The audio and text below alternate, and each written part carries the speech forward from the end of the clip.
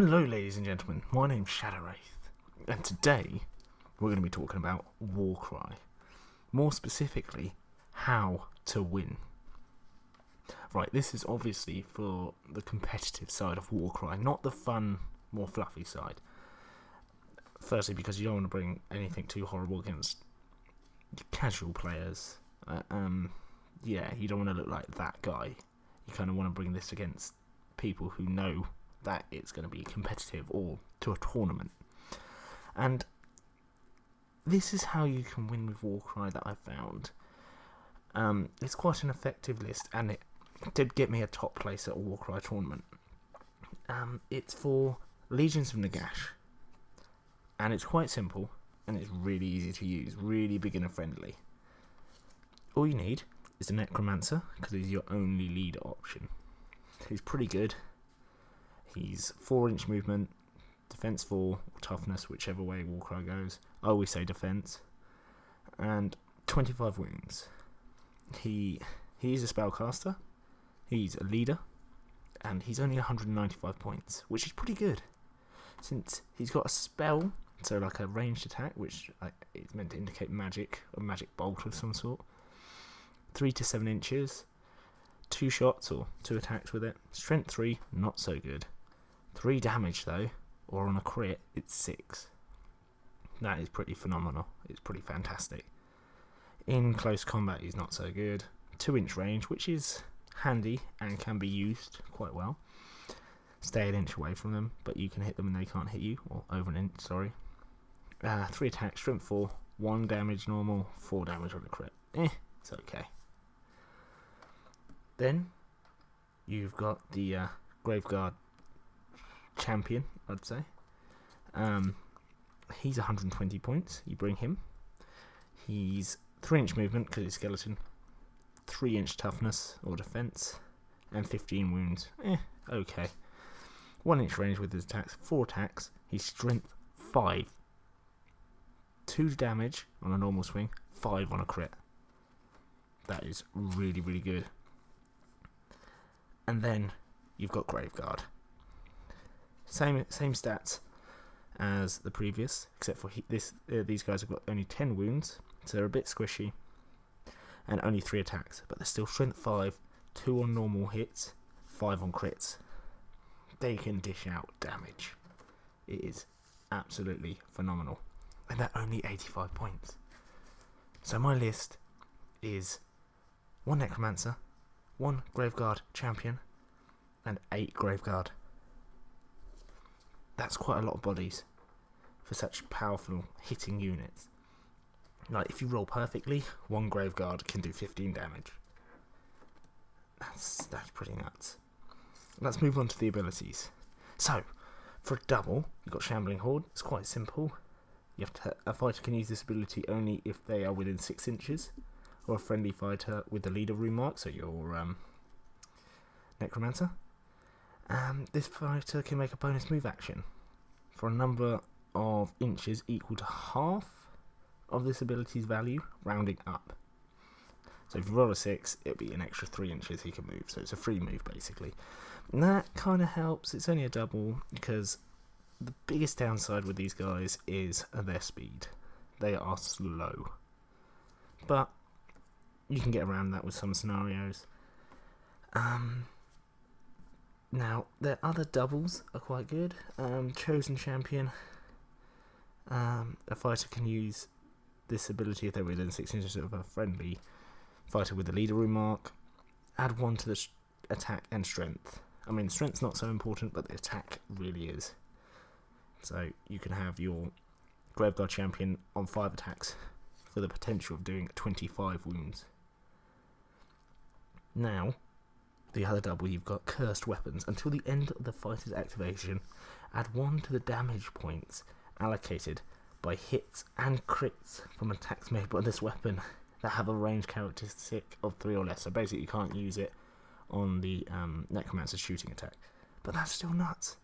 So your normal hits are doing 3 damage, your crits are doing 6 for a double. So good. Then we move on to the triples. Only your Necromancer can do this. It's a Necrotic Siphon.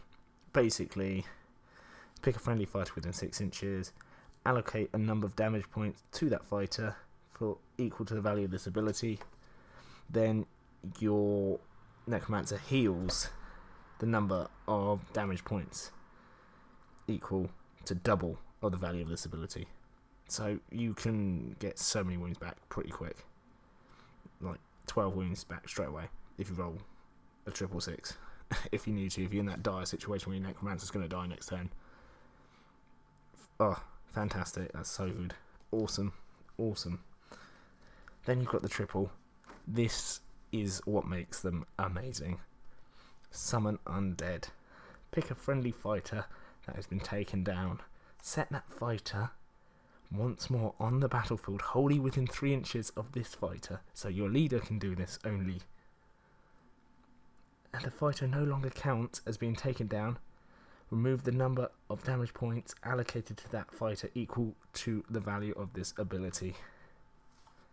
So your guy might not have many wounds left, but he's still back on the table. And you can just bring back your champion as well. So your Graveguard can you bring back a Graveguard a turn if you've rolled triple every turn. Or yeah. So they're really beginner friendly. You can mess up, lose your champion, and just bring him back next turn. Oh, I love it. And then your quad. The quad is so good. I used it once in the tournament, and it won me the game. A number of visible friendly fighters equal to the value of this ability that are within 6 inches of this fighter. Again, it has to be done by your leader. Can each make a bonus move action or a bonus attack action. Some can make bonus move actions and other can make bonus attack actions. Basically, how it won me the game was, I can't remember what he was using, Deepkin I was against. He had everything in on my guys, and all my guys were closely packed together because I had to protect my leader in this scenario. Then, after I'd lost one guy, which is fine, he was setting up to beat me up something rotten next turn, because Deepkin can do some pretty decent damage. I then popped this quad ability. 6 of my guys, I rolled a quad 6. Well, I rolled a 666 and then used my extra dice to make it into a quad 6. 6 of my guys then attacked and killed off most of his Warcry warband. It's not to be, it's nothing to sniff at. It is such a good ability. That's my basic list. All you have to do is keep the Necromancer safe, and you're golden. You can bring your guys back. You might be a bit slow, but that's fine. You've got abilities that you can use from the core rulebook to make them go quicker for bonus move actions. You've got the one here for a double. And at the end of the day, what's to stop you from just making a double move? Doing 6 inches, it's fine. They do enough damage that they can make up for it, and you've got enough bodies on the board. The fact of the matter is, the amount of guys you've got really just outweighs how slow they are. You've got 9 guys who can do ridiculous damage.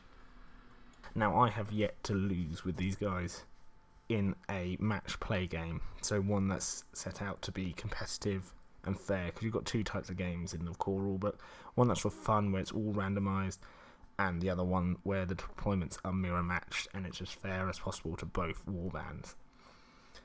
Yeah, they're solid, really solid, and I would 100% recommend them. So if you're a fan of Warcry and haven't tried these guys yet, or looking to get into it, please try Legions of Nagash. Please do feel free to use this list, only against people that are willing to have a good scrap though, because it is phenomenal. It really works.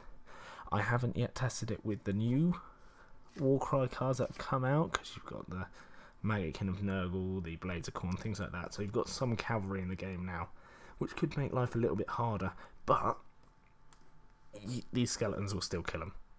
You'll still mince them up. 5 damage on a crit. Insane. Well, thank you ever so much for listening, and if you could please give me a cheeky like, or even a subscription, that'd be fantastic. If not, never mind. I still hope you have an absolutely fantastic day, and thank you for listening. Goodbye.